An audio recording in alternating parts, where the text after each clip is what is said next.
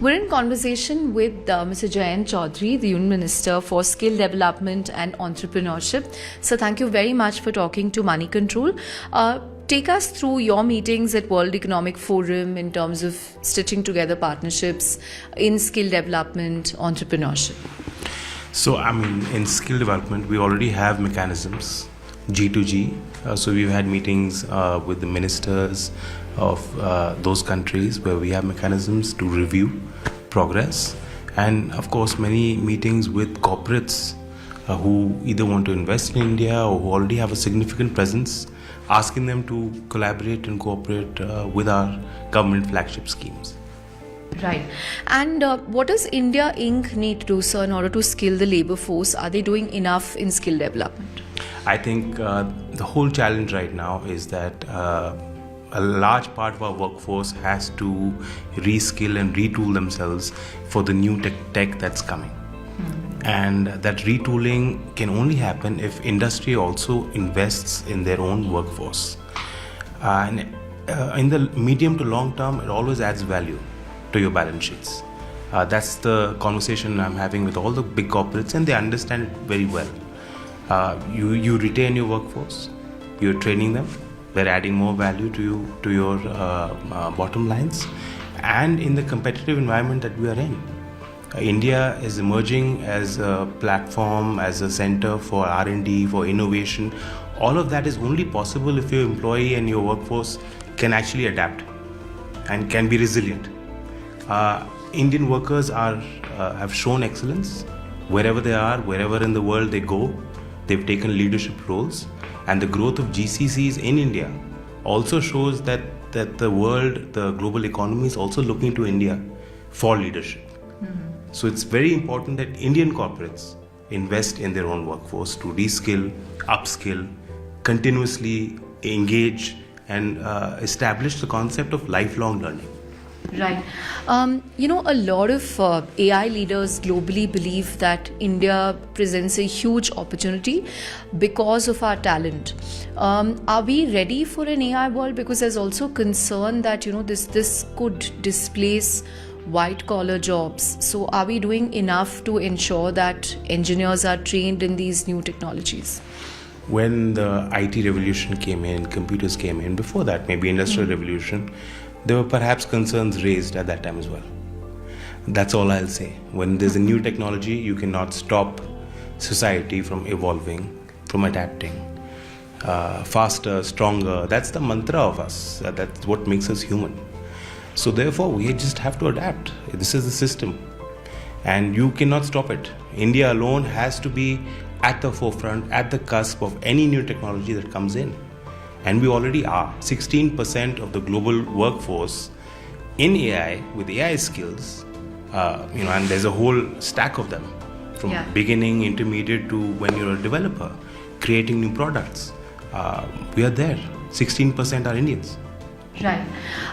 So whenever we speak to economists on India's GDP and what the magic bullet can be, one perspective that's come out is it has to be more and more jobs, which in turn will create sustainable demand and improve the consumer sentiment. What can we do to improve the pace of job creation? Actually, with India and the data sets that we work with, when you analyze the economy, state of the economy, growth, they don't capture the full picture. So there's a whole huge informal economy. And what the government is doing slowly but surely, it's having a measurable impact in terms of conversion of those informal workers to give them social security benefits. Whether it's e-Shram, or it's the new schemes that were announced in the previous budget, where you're linking EPFO accounts, you're giving incentives for new employees to come in. It's a PM internship scheme. We're using young people who have never had a job. They should get a red carpet entry into the 500 top corporates of the country. So these are all pathways where younger people can then establish themselves, learn what are the skills required, engage with the skilling ecosystem, tool themselves appropriately, and get a job. Right. So if I look at the last union budget, it had earmarked 60,000 crore for skilling and upgradation of ITIs to impart skills training to 2 million students in 5 years. How much of that has been deployed in the current year? What has been done to upgrade ITIs? And what are your expectations from the upcoming budget? Will this continue to be a major focus thrust area for the government? The ITI upgrade scheme is still in process because it's a complicated scheme. We get all the industry feedback, speak to all the states, because the center is spending 30,000, but 20,000 crores has to come from the states. 10,000 crores is to be raised from CSR. So the whole idea is that when you upgrade these ITIs, there should be centers of excellence completely mirrored to the local economies, to the MSME industries, to the industry clusters. If there's a big company there who's manufacturing, providing a service, they should feel that this is our institution. That kind of strong affiliation, and they should be designing curriculum, they should have a say in the management of the institution, they can train the trainers. So that is the kind of depth that we want to build the scheme with.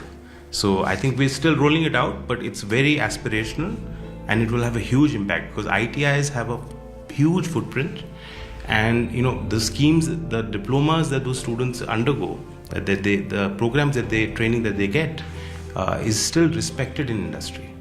15,000 ITIs, and every year about 2.5 million of our young people are coming through that system. So therefore the footprint is huge, and it'll have a big impact on the skilling ecosystem. Right. The other thing that I wanted to ask you lastly, sir, was that, we recently marked 9 years of Startup India. So as the Minister for Entrepreneurship, what else can be done to improve the ease of setting up a startup in India? The good news is many startups are flipping back to India from countries like US and Singapore. But what else can be done? Well, we used to call it brain drain. Yeah. That's also a term that I don't really agree with, because wherever Indians go, they establish themselves and they stay connected to their roots. They're repatriating money and providing know-how.